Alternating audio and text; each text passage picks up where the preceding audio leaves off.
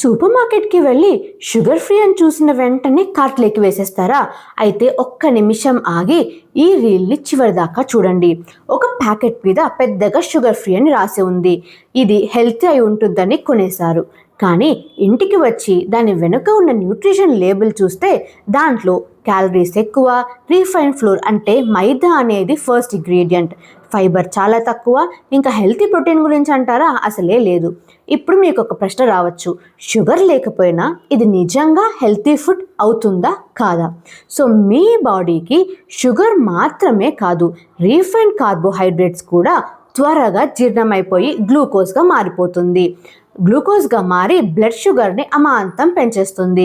So fibre, protein తక్కువగా ఉండడం వల్ల ఇంకా త్వరగా డైజెస్ట్ అయిపోతుంది.